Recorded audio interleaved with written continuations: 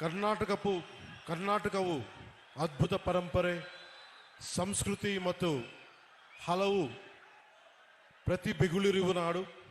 ಜಗತ್ತಿಗೆ ಅವರ ಇಂಜಿನಿಯರಿಂಗ್ ತೇಜಸ್ಸು ಮತ್ತು ದೃಷ್ಟಿಕೋನದಿಂದ ಭಾರತದ ಮೂಲಸೌಕರ್ಯವನ್ನು ಬದಲಿಸಿದ ಭಾರತ ರತ್ನ ಮೋಕ್ಷಗುಂಡಂ ವಿಶ್ವೇಶ್ವರಯ್ಯಂತಹ ಮತ್ತು ಅವರ ರಚನೆಗಳ ಮೂಲಕ ಮಾನವೀಯತೆ, ಸಮಾನತೆ ಮತ್ತು ಸಾಮಾಜಿಕ ನ್ಯಾಯದಂತಹ ಮೌಲ್ಯಗಳನ್ನು ತಲೆಮಾರುಗಳಿಗೆ ಪ್ರೇರಣೆ ಕೊಟ್ಟಿರುವ ಪ್ರಸಿದ್ಧ ಕವಿಗಳಾದ ರಾಷ್ಟ್ರಕವಿ ಕುಪ್ಪಳಿ ವೆಂಕಟಪ್ಪ ಪುಟ್ಟಪ್ಪ ಕುವೆಂಪು ಅವರಂತಹ ಮಹನೀಯರನ್ನು ಕೊಟ್ಟಿರುವ ನಾಡು.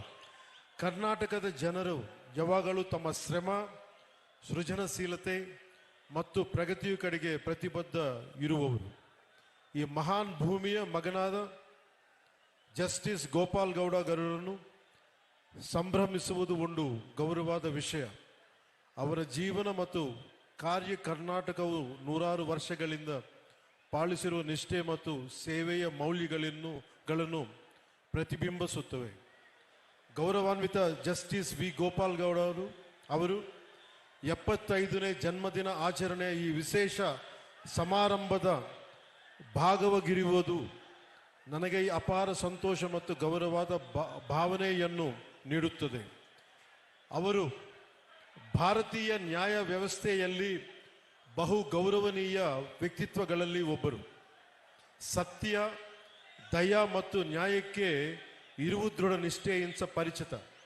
ಮನಸ್ಸಾಕ್ಷಿಗೆ ಅನುಸರಿಸಿ ನಡೆದರ ನ್ಯಾಯ ಹೇಗೆ ಜೀವನಗಳನ್ನು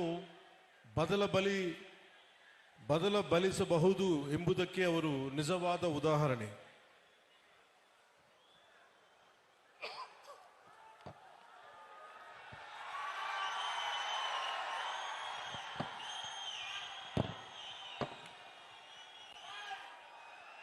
ఒక వ్యక్తి తన జీవితాన్ని ఎలా జీవించాలి, పదవిలో ఉన్నప్పుడు తన శక్తిని ఎవరి కోసం ఉపయోగించాలి, పదవి దిగాక కూడా తన గళం ఎవరి కోసం వినిపించాలన్న ప్రశ్నకు సమాధానం మన కళ్ళ ముందే నిలబడిన ఒక వ్యక్తి రూపంలో ఉంది.